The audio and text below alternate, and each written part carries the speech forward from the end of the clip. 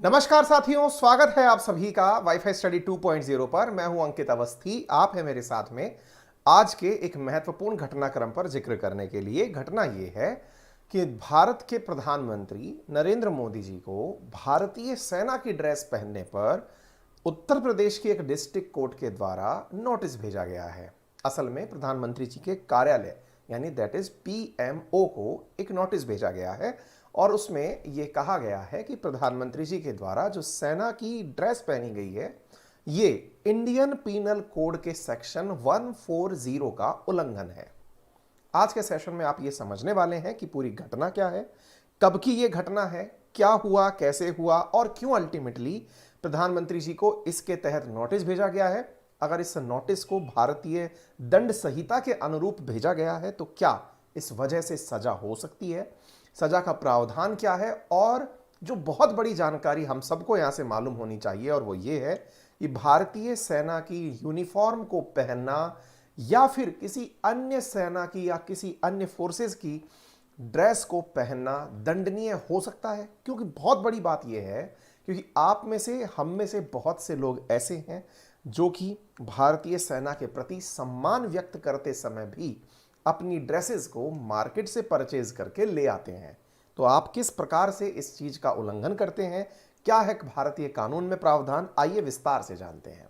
साथियों, आपके सामने यहां पर कुछ प्रमुख समाचार पत्रों की न्यूज कटिंग्स हैं जिसमें लिखा गया है कि प्रधानमंत्री मोदी जी के द्वारा जो आर्मी की यूनिफॉर्म पहनी गई कश्मीर के अंदर वो एक पनिशेबल ऑफेंस है, यानी कि एक दंडनीय अपराध है। ये अखबार की सुर्खियां बनी हैं। अब आप जानना चाहेंगे घटना कब की है और क्या हुआ था। चलिए देखते हैं। साथियों, आपको यहां पर प्रधानमंत्री नरेंद्र मोदी जी तस्वीर में दिखाई पड़ रहे हैं कि उन्होंने भारतीय सेना की ड्रेस पहनी हुई है। हालांकि इस ड्रेस पर किसी भी प्रकार के बैज अथवा स्टार्स नहीं लगे हुए हैं, फिर भी यह ड्रेस पहनना उनके द्वारा गलत किया गया कृत्य है, ऐसा कोर्ट ने पाया है। उस विषय के बारे में जरूर चर्चा में बताएंगे, लेकिन पहले आपको इंसिडेंट बताते हैं। लास्ट ईयर दिवाली के टाइम पर, जैसा कि आप सभी जानते हैं कि प्रधानमंत्री जी जब से अपने पद पर आए हैं तब से वो हर वर्ष दिवाली मनाने के लिए भारतीय सेना के जवानों के बीच में जाने का प्रयास करते हैं और जाते रहते हैं। इसी बीच में वो लास्ट ईयर कश्मीर के अंदर राजौरी नाम से जो पर्टिकुलर जगह है वहां पर प्रधानमंत्री जी गए और वहां पर जाकर के उन्होंने नौशहरा जो पर्टिकुलर सेक्टर है वहां पर सैनिकों के साथ, भारतीय सैनिकों के साथ दिवाली को सेलिब्रेट किया। और उन्होंने सेलिब्रेशन में ये बात सबके सामने रखी और कहा कि हमारे जो सोल्जर्स हैं वो देश की सुरक्षा कवच हैं और मतलब विशेष रूप से मां भारती के सुरक्षा कवच हैं, और उनके बीच में आकर के मैं देश की तरफ से धन्यवाद बोलने के लिए उपस्थित होता हूं। ये नौशहरा सेक्टर जम्मू कश्मीर के अंदर जो राजौरी नामक डिस्ट्रिक्ट है वहां पर स्थित है और प्रधानमंत्री जी के द्वारा दिवाली के अवसर पर वहां जाया गया था।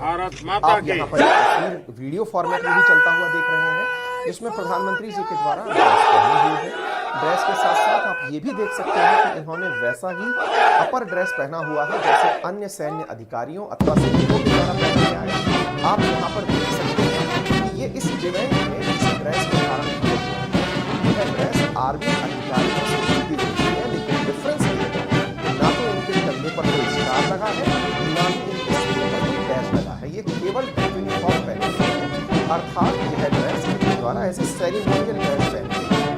आप में से कुछ लोग कह सकते हैं कि ये फैंसी ड्रेस ड्रेस है, ना कि किसी पद पर रहते हुए ड्रेस है।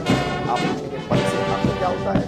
पद से अर्थ है कि अगर आप सेना के अधिकारी हैं तो सेना आपको कुछ पद ऑफर करती है, आपको उसी के अनुरूप स्टार और बैजेस मिलते रहते हैं। प्रधानमंत्री जी के द्वारा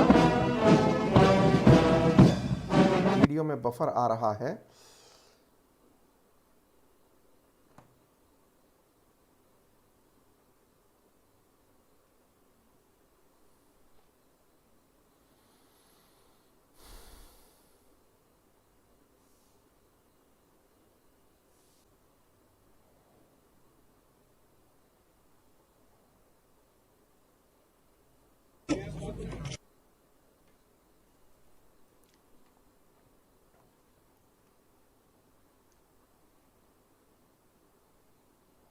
होपफुली आप मुझे सुन और देख पा रहे हो।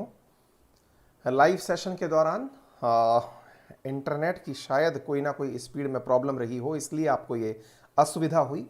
तो मैं अपनी बात को कंटिन्यू करता हूं। हो सकता है कि वो वीडियो जो मैंने चलाया था वो काफ़ी बड़ी साइज़ का था और अपलोड करते समय उसे कुछ तकनीकी व्यवधान रहा हो, लेकिन आप उस वीडियो के माध्यम से ये समझने में कामयाब हुए कि उनके द्वारा किसी भी प्रकार का एक ड्रेस पहना गया था और वो एक सेरेमनी के दौरान पहना गया था। ठीक है, अब थोड़ा आगे बढ़ते हैं। प्रधानमंत्री जी को, यानी प्रधानमंत्री जी का जो कार्यालय है, दैट इज पीएमओ, उसको उत्तर प्रदेश की एक डिस्ट्रिक्ट कोर्ट के द्वारा, डिस्ट्रिक्ट कोर्ट कहां की है? प्रयागराज की डिस्ट्रिक्ट कोर्ट है, उनके द्वारा एक नोटिस भेजा गया है। कहा गया है कि आपने भारतीय दंड संहिता के आर्टिकल 140, भारतीय दंड संहिता के धारा 140 का उल्लंघन किया है। अब आपको मैं थोड़ा सा इसके बारे में बता देता हूं। सेक्शन 140 है क्या, यानी क्या कहता है भारतीय दंड संहिता का ये सेक्शन? ये कहता है कि किसी भी प्रकार से कोई भी सोल्जर की अथवा सेलर की या फिर एयरमैन की ड्रेस पहनना या फिर उस प्रकार के टोकन को कैरी करना, मिलिट्री पर्सन्स जो कि नेवी में है अथवा एयरफोर्स में है, सेलर और एयरमैन है, या फिर भारतीय से मतलब सरकार में है यानी गवर्नमेंट ऑफ इंडिया के लिए कार्य करते हैं, इस प्रकार की ड्रेसेस पहनना पनिशेबल ऑफेंस है, जिसके आधार पर किसी व्यक्ति को 3 महीने तक की सजा हो सकती है या उस पर कोई दंड लगाया जा सकता है जो कि आर्थिक दंड के रूप में हो, जो कि 500 रुपए तक का हो सकता है, या 3 महीने की सजा और 500 रुपए तक का दंड दिया जा सकता है। ये आईपीसी में लिखा हुआ है। तो देखिए, एक बात आपको यहां पर समझनी होगी कि जो भी ड्रेसेस पहनी जाती हैं, इनके खिलाफ ये कानून लिखा गया है। आपके सबके दिमाग में एक प्रश्न बनेगा और प्रश्न ये है कि मसला है सेना का। भारतीय प्रधानमंत्री ने ये ड्रेस पहना, भारतीय प्रधानमंत्री ने सेना की ड्रेस पहनी, तो उत्तर प्रदेश के प्रयागराज में जाकर डिस्ट्रिक्ट कोर्ट ने इस पर निर्णय कैसे ले लिया? ऐसे क्या कहीं भी कोई भी देश के अंदर कोर्ट फैसला ले सकती है क्या? प्रधानमंत्री को समन भेज सकती है क्या? पीएमओ को नोटिस भेज सकती है क्या? चलिए मैं अब आपको थोड़ा सा इसके बारे में बताता हूं। देखिए, जब हम भारतीय जुडिशियरी की बात करते हैं तो जुडिशियरी में आपको पता है कि सर्वोच्च न्यायालय जो कि हमारी सुप्रीम कोर्ट है, उसके ही हायरार्की को अगर हम समझें तो उसके अंडर में यानी उसके सुपरविजन में होती हैं देश की हाई कोर्ट्स जो कि स्टेट लेवल पर होती है। यह समझने का प्रयास करिए, सुप्रीम कोर्ट के नीचे हाई कोर्ट, हाई कोर्ट के अंडर में होती है मेट्रोपॉलिटिकल कोर्ट या डिस्ट्रिक्ट और सेशन कोर्ट। साथियों, जो डिस्ट्रिक्ट और सेशन कोर्ट होती हैं, जो आपके जिले के अंदर होती हैं, ये 2 प्रकार के कार्यों को मतलब अंजाम देती हैं।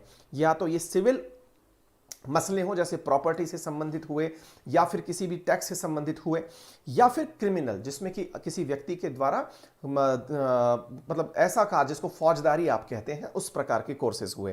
तो जो जजेस स्टेट लेवल पर सिविल कोर्सेज डील करते हैं, उनमें सबसे ऊपर का जो जज होता है, जिसे डिस्ट्रिक्ट जज कहते हैं, असल में जिसे आप डीजे कहते हैं, वो सिविल मामलों का सबसे ऊंचा अधिकारी होता है यानी कि जज होता है। उसी प्रकार से जो फौजदारी कानून है उन पर निर्णय सुनाने वाला या उनके फैसले देने वाला जो व्यक्ति होता है, ये सेशन कोर्ट का जज कहलाता है। इसे सेशन जज के नाम से भी जानते हैं। इसलिए समटाइम्स एक ही व्यक्ति डिस्ट्रिक्ट एंड सेशन जज के नाम से भी जाना जाता है।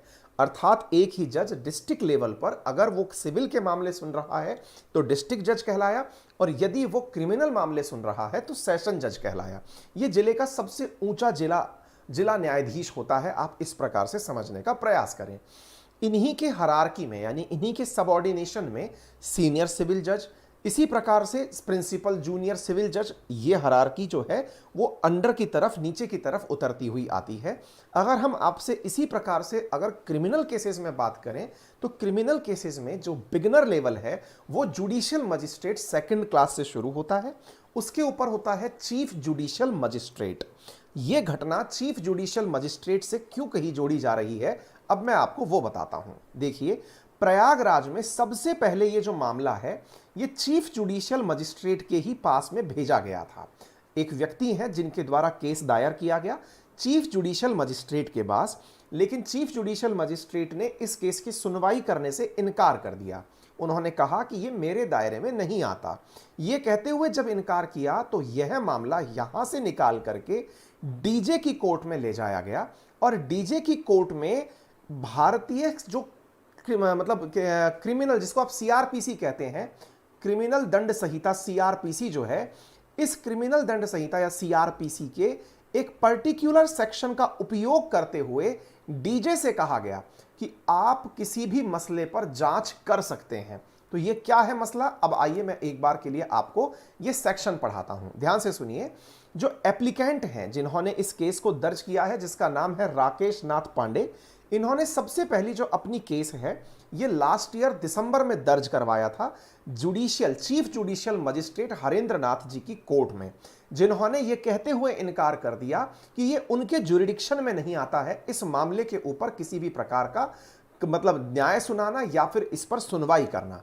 इस बात के बारे में राकेश नाथ पांडे जो हैं ये चीफ जुडिशियल मजिस्ट्रेट से निकल करके डीजे की कोर्ट में गए और डीजे नलिन कुमार श्रीवास्तव से कहा कि आप इस मसले की सुनवाई कर सकते हैं। क्यों कर सकते हैं? क्योंकि आपको क्रिमिनल प्रोसीजर कोड जो है यानी सीआरपीसी, उसके सेक्शन 156 क्लॉज 3 में यह पावर दी गई है कि वो किसी भी कॉग्निजेबल यानी कि जो संज्ञेय अपराध हैं उनका इन्वेस्टिगेशन कर सकते हैं। अर्थात यहां पर समझने की बात यह है कि भारतीय कानूनों में जो क्रिमिनल यानी कि जो सीआरपीसी 1973 जिसकी हम बात करते हैं, उसमें यह प्रावधान दिया गया है कि यदि मजिस्ट्रेट चाहे तो वो किसी मसले की जांच करने के आदेश दे सकता है और इसका जो आदेश है यानी जांच अपने स्वतः संज्ञान में लेते हुए कर सकता है। ये सेक्शन 156 क्लॉज 3 में दिया गया है। यही कारण है साथियों कि नलिन कुमार श्रीवास्तव जी की कोर्ट के द्वारा पीएमओ को यह नोटिस भेजा गया है। ध्यान रखिएगा यहां पर किस कानून का उल्लंघन पाया गया है? तो सेक्शन 140 का उल्लंघन पाया गया है। दूसरा सवाल, क्या कोई मजिस्ट्रेट की कोर्ट यह कर सकती है? आंसर है जी हां। भारतीय दंड संहिता जो क्रिमिनल दंड संहिता है सीआरपीसी जो है उसके अंदर सेक्शन 156 क्लॉज 3 में यह प्रावधान दिया गया है। तो आप इस बात को समझ सकते हैं। क्लियर है? अच्छा, तो दंड के बारे में आपको बात पता चल गई कि क्या कुछ हो सकता है। अब आपके दिमाग में एक प्रश्न और बनेगा। यह प्रश्न बनेगा कि यह तो चलिए कोर्ट की बात हुई, लेकिन सेना इस बारे में क्या कहती है? बड़ा सवाल है कि क्या सेना के द्वारा इस पर कोई बयान आज से पहले दिया गया है? क्या सेना की वर्दी पहनना वाकई में दंडनीय है? भारत में सेना का क्या मत है? क्योंकि सेना अपने द्वारा अपने कानून चलाती है, तो उसमें क्या है? उससे पहले मैं ये भी आपको बता दूं कि भारत में जो अपोजिशन है, विशेष रूप से कांग्रेस जो है, वो भारतीय प्रधानमंत्री की सैनिकों वाली ड्रेस पहनने पर कई बार पहले भी टिप्पणी करती रही है। जिन प्रमुख टिप्पणियों में से एक टिप्पणी आप यहां देख रहे हैं, जिसमें से यह टिप्पणी लिखी गई है कि ना तो ये सेना के प्रमुख हैं ना ही ये अधिकारी हैं, फिर भी एक सैन्य नेता के द्वारा सेना की वर्दी पहनना कहां तक उचित है, इस प्रश्न को कई बार उठाया गया है। और इसके रेफरेंस में जो आपके सामने न्यूज दिखाई जा रही है, अगर आप इस न्यूज को देखें तो ये 8 जनवरी 2016 की न्यूज है, आप इसे देख सकते हैं, ये रही, जिसमें आर्मी ने खुद कहा है कि आर्मी पैटर्न की ड्रेस पहनना अवॉइड किया जाना चाहिए। अर्थात आर्मी की ड्रेसेस सिविलियंस को यानी कि सामान्य नागरिकों को नहीं पहननी चाहिए। यह किसके द्वारा कहा गया है साथियों? यह आर्मी के द्वारा खुद के द्वारा पहले कहा हुआ वक्तव्य है। आप में से कुछ व्यक्ति इस बारे में जानकारी चाहेंगे कि आर्मी इस बारे में इनकार क्यों करती है, कि भाई आर्मी ने जब पहले ही पब्लिकली डोमेन में यह कह रखा है कि सेना की ड्रेस मत पहनिए, तो कारण क्या है? मैं आपको कारण बताता हूं। साथियों, आपको याद होगा पठानकोट इंसिडेंट 2016 के अंदर हुआ था, जिसमें भारतीय सेना के एक कैंप पर आतंकियों ने सेना की ड्रेस पहन करके ही हमला कर दिया था। देखिए, भारतीय सैनिकों के लिए यह पहचानना बहुत मुश्किल हो जाता है कि जो वर्दीधारी व्यक्ति है वो सैनिक है अथवा आतंकवादी है। आप विचार करिए कि भारतीय सैनिक जब एक कैंप में सो रहे हैं, उस समय पर अचानक कोई बाहर से व्यक्ति आकर गन लेकर के हमला कर देता है, तो उसके बारे में विचार ये समझ में आता ही नहीं है कि ये व्यक्ति सिविलियन है, आतंकवादी है या फिर सेना का कर्मचारी या सैनिक है। ऐसी स्थिति में कॉल लेना बहुत मुश्किल हो जाता है। यदि भारत में सैनिक वर्दी पहनना किसी सिविलियन के द्वारा प्रतिबंधित हो जाए, तो सेना की ड्रेस में छिपे हुए आतंकियों से भारतीय सेना के जवानों को बचाया जा सकता है।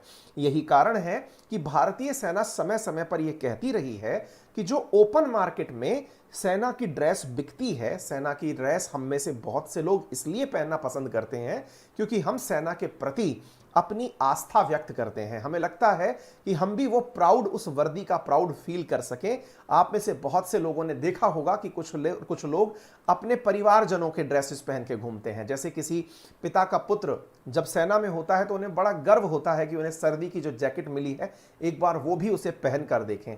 हालांकि इस बात के साथ संशय नहीं है कि वो सम्मान में ही किया गया कार्य है, और निश्चित ही हम अपने प्रधानमंत्री से भी यही अपेक्षा करते हैं कि उन्होंने भी जब इस ड्रेस को पहना होगा तो वो ये विश्वास दिलाना चाहते होंगे कि देश का प्रधानमंत्री होने के नाते भी, होने के बावजूद भी मैं अपनी सेना को सर्वोपरि मानता हूं और उसकी ड्रेस को पहन करके अपने आप को मतलब आत्म खुशी से मैं संतुष्ट पाता हूं। निश्चित ही उनके मन में कोई सम्मान का भाव रहा होगा। सामान्यतया किसी भी मित्र के जैसा परिधान पहनना, किसी कल्चर के अकॉर्डिंग वस्त्र पहनना उस कल्चर के प्रति आपकी आस्था और समर्पण को दर्शाता है। निश्चित ही प्रधानमंत्री जी के द्वारा यह कार्य अगर किया गया है तो ये सोचकर किया गया है कि इससे सैनिकों के बीच में उत्साह बढ़ेगा। यही कारण है कि वो दिवाली सेलिब्रेट भी कर रहे हैं। लेकिन इससे जो छुपा हुआ या जुड़ा हुआ अन्य मामला है वो ये है कि सैनिकों के लिए यह मसला बहुत गंभीर हो जाता है कि वो सेना की ड्रेस में पहने हुए आतंकियों को पहचानने में दिक्कत कर जाते हैं। यही कारण है कि इंडियन पीनल कोड के अंदर सेक्शन 140